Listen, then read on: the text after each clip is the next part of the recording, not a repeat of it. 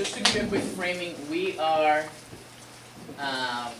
only doing one exercise. We're not doing more lecturing, no more PowerPoint. I know. No, I Me was too. curious, the PowerPoint was so good.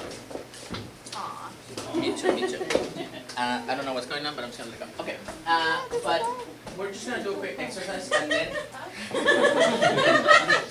we have a new participant. Can you introduce yourself?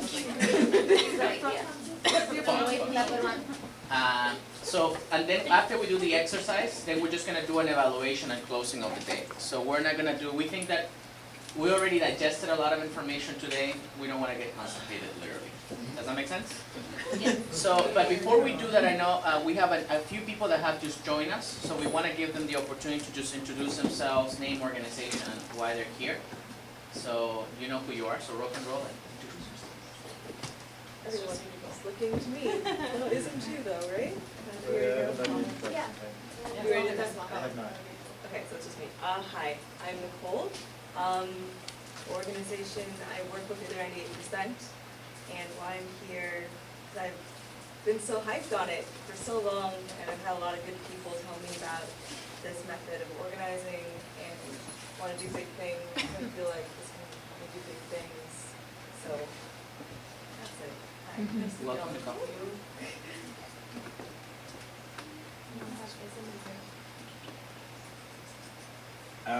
Hi all, my name's Dylan. I am here with the Divestment Student Network.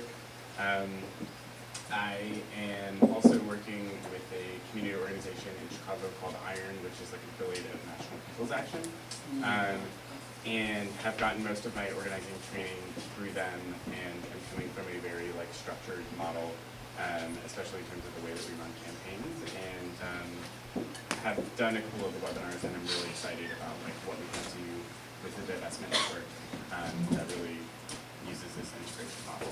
So, Well,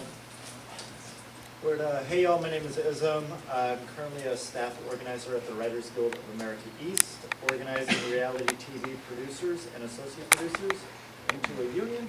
And extracurricularly, in a like post-Occupy formation, trying to figure out how to start a movement for economic justice using this model. welcome. Anyone else that we're missing? Just a quick question, team. How are you feeling of energy? Is it high, low, medium? So. Do you want us to pump you up more, or should we just continue? Let's continue. So just, we always have more energy. We can always pump you up.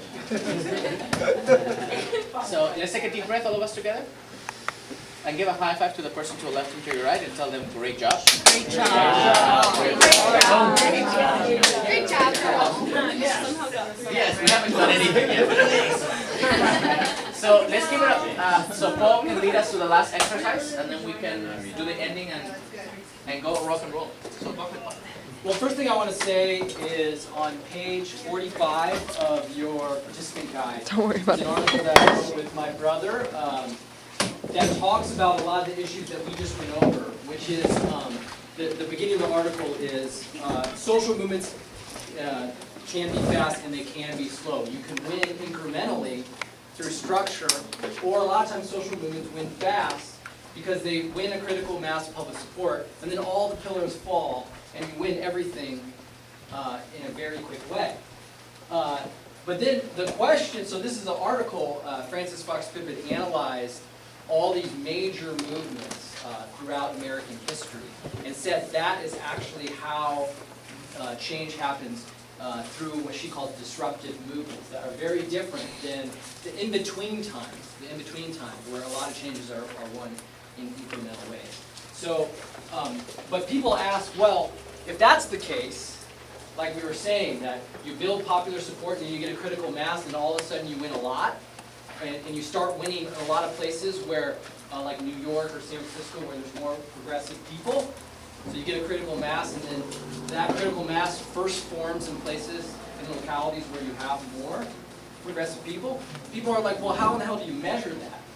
And you're going to be making, like the LGBT movement with marriage equality, like they were making all this progress culturally and with public opinion. But the structure people ought to says, why do that? Because they weren't really winning incrementally, but they were winning through the creating popular demands and winning in the culture. So actually, there is already polling out there. There is a whole science of polling around this stuff. But the problem is that a lot of politicians are using that polling technology just to basically measure whether or not people are going to vote for them or not, right? But actually, that polling can be used to actually measure how active is their support for the movement, for the issue. And there's a lot of people that do this, and actually, the people that are experts at this is actually the Republicans. Frank Luntz, who's the leading pollster and message developer on the right wing, he actually polls not on whether or not you get passive support. He polls on how much, he says, 3 factors. Whether or not you energize your base and get them to do stuff, win a passive support from the majority, and isolate and polarize the opposition against you. You isolate the opposition. He polls on all 3 of those, okay? That's very different than Clinton polling, right? Clinton is triangulating, he's just trying to find out whether or not it gives you passive support. So, and there's also polling that polls around institutions. In the marketing world, a lot of times this is called micro-polling. And they'll poll Jewish people, and they'll poll evangelical Christians that belong to a denomination. Or they'll poll, there's many different ways to poll, and that gives you even more information about how you're polarizing and how much you're polarizing. And I'll give you a story about this. There is people on the left that do this, and a lot of times what they're doing is the same thing that you guys already do, which is they just talk to a shitload of people to get a sense of how public opinion is changing in the community. They just do it in a scientific way. They don't do it randomly, they don't do it through relationships. They have a scientific methodology of talking to people. But subjectively, you actually, a lot of times organizers are right. If you're talking to a lot of people, you have a good sense of how it's polarizing the public. Especially if you pool people together. So we're going to break you into groups, and we're going to get you to kind of pool your subjective knowledge to measure polarization. And I'm going to explain the exercise, but I'm just going to leave with this one. When we were doing immigrant rights work, and right after 2006, I formed a coalition of people that we were thinking, right after we did this big training with Ivan Marovic, about, this is great, now we're going to, should we polarize the shit out of the public? And this is, lots of groups were thinking about escalating big. But we were really scared because we're like, immigration isn't really a popular issue right now. Should we polarize around this? So we went to NDN, and this guy, Andre, had done tons of polling to figure out who was polarized where. And we asked him. He had analyzed all the data, all the different polling that in the immigrant rights movement, one of the leading experts. And we asked him, we feel like we have a technology to polarize the crap out of this issue.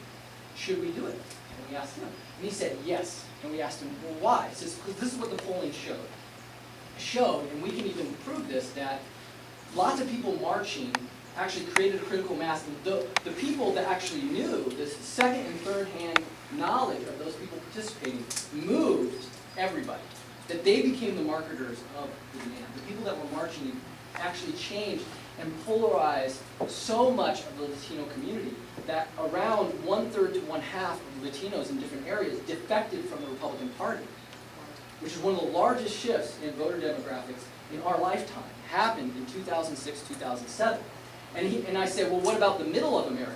Did we get passive support from them? And he said, we pulled them, and it was kind of like they all heard about it because it was in the front page of the New York Times. But it was kind of like we hit them over the head with a 2x4 and they didn't care. So basically polarize away, because you're not going to move the middle, because the middle is so confused about this issue, and they don't quite frankly, they don't really care that much. So he's like, polarize, because what you're going to get is you're going to get a mass of people that are going to go into your base, the middle is going to move a little bit towards you, and then the most extreme of the right is going to isolate themselves from the movement and from the public. This is what he told us. And he showed us that in the numbers, okay? So what I want you to do is I want you to get together and do a graph over 5 to 10 years. You guys get to pick the time frame. And the first thing I want you to do is I want you to list out all the major issues in your movement, okay? So I did a sample of immigrant rights in the United States of America up to 2008. Okay, so you guys, if you want to do immigrant rights, you do 2008 on. But I was active in 2001 to 2008, and so these were a lot of things that happened. September 11th happened. That changed public opinion around immigration. The John Kerry election changed the opinion because people thought that it deactivated the base in a lot of ways. And also, John Kerry was not really super great on immigration. The Immigrant Worker Freedom Ride was one of the biggest things that mobilized tons of small communities and really did engage the base in a way we had never seen before. That was in 2003, 2004.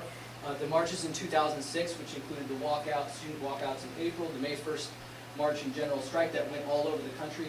The McCain-Kennedy proposal did change public opinion because in some ways it split the Republican Party. I showed this, that their base actually split. I showed that in a little line.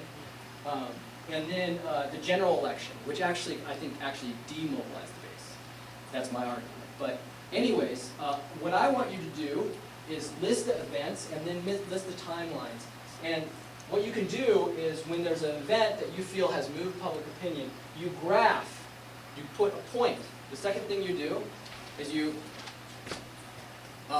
put a point about where you feel the movement was at, the public, the general public, and the base of the opposition. Now, I just want to go over those three things.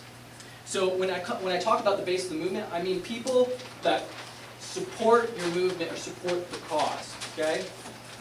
They don't necessarily have to actually believe that they're part of the movement. They have to be the people, though, that are inherently your supporters, okay? And a lot of times they're passive, and sometimes they might even be neutralized to do anything. And I want you to think about this around an issue. So you can do DREAM Act or immigrant rights. You can pick whatever issue you want, because the DREAM Act, I think, is sort of a subset of how people feel about immigration. But I think there's more polarization around that issue. So anyways, and you pick where you feel, here we go. Oh yeah, so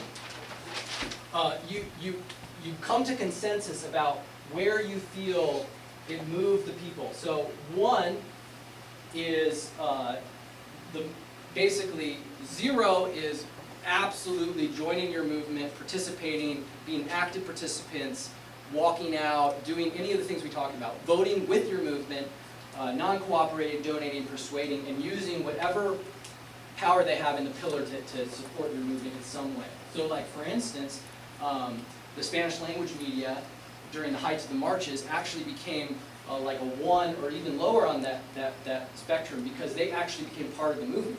They actually started propagating it. But later on, they sort of got more moderate, right? They retreated. But we're just going to talk about your base in general, your natural base and the opposition's natural base.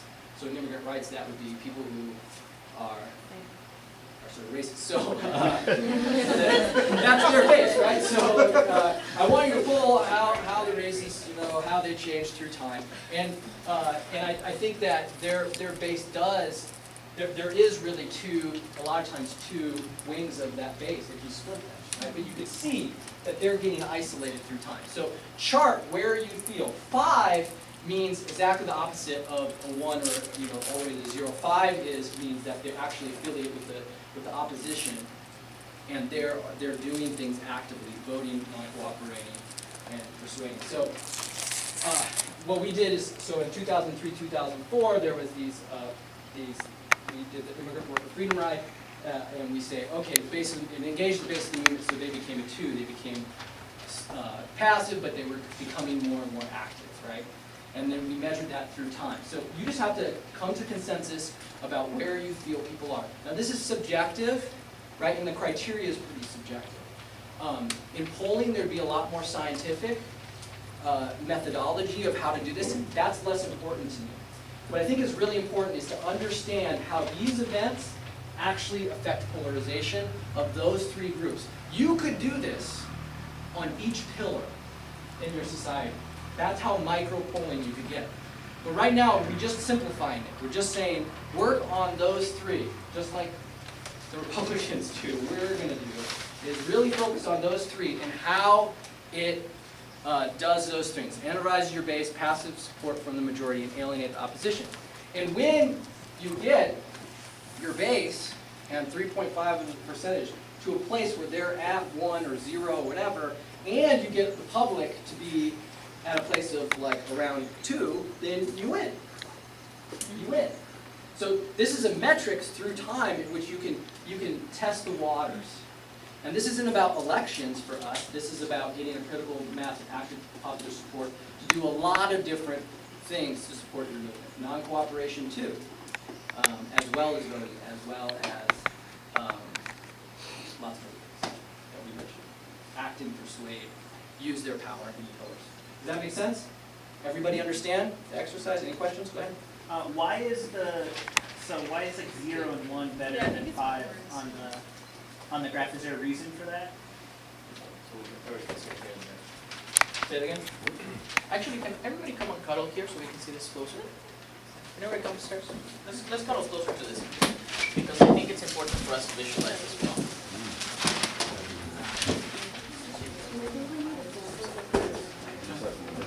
Yeah. You can do. Yeah. It's like 1 is Supporter, and a 2 is like a defense supporter, 3 is persuadable, 4 is against, but not candidate, 5 is candidate. Yeah. Same thing. Yes. Is it like that? Like, Highest opposition, lowest support. Why they put- I know it doesn't make sense, but we should flip it around. I should flip it. I'm sorry. I did this really fast. And if I did it more detailed, I would do more. I would chart more points, and I would take more time thinking through them. But I just did a fast one, and with your group, you can spend a little bit more time. So I just graphed major events and where they fit on how they move the different pillars and where I felt they were after the event. So after the event. So in 2006, it's after the event. So the base of the movement, I think, was at 1.1 right after the event. So Tim, let's just take a deep breath. I would love to get more questions, just because I want us to get clear. Curtis, you had another question? Yeah, I was asking why, so it's like better to have your support like at the 1s or the 2 level. I was wondering why it was charted that way with the lower numbers better. Is it screwed up? Tim, Oh, just- it's not supposed to be like that. Yeah, I mean, normally they do this where 5 is the movement. greatest support. Oh, okay. Is it okay if we, just for the sake of agreement, let's just agree that 5 is the greatest support, because that's gonna help us with. Is that okay? Yeah. 5 is greatest support for the movement, then we can switch this up, but it's okay. I'm dyslexic, so I change things around. We can accommodate, we understand everything. Okay, other questions like that? We're meeting in our teams Yes. of our management teams. That's right. And then we're going to debrief it. We're going to debrief it. So first thing you do is you list the major events in your movement in a 5 to 10 year. You can pick the time frame you want. Do a 10 year. And a lot of the events, September 11th wasn't something the movement created, but it did change public opinion. So all the events, and in Bill Moyer's theory, he says whirlwinds, and he also calls trigger events. And he says trigger events are not necessarily something that the movement creates. Sometimes they are external. So, and a lot of times the momentum movements can capitalize on those trigger events. Like, So, like for us in the immigrants movement, it wasn't the marches, actually was bad legislation called Sensenbrenner that caused the marches. And Which that polarized the Latino community, which they. so that's the Sensenbrenner that we talked about. Okay? Any other questions? So Tim, this is one before we go. I think I just want to share, and then Max can go, why is it that we're doing this? So you share with us first, well, Carlos and Paul, how do we measure public opinion? How do we see polarization? This is pretty much what we're trying to figure out. It's a long time, a couple of years visualization of how that happens. Does that make sense? And then we're breaking it up just in those 3 groups, just so that it makes it so much a little bit easier for us. So, Max? I was gonna ask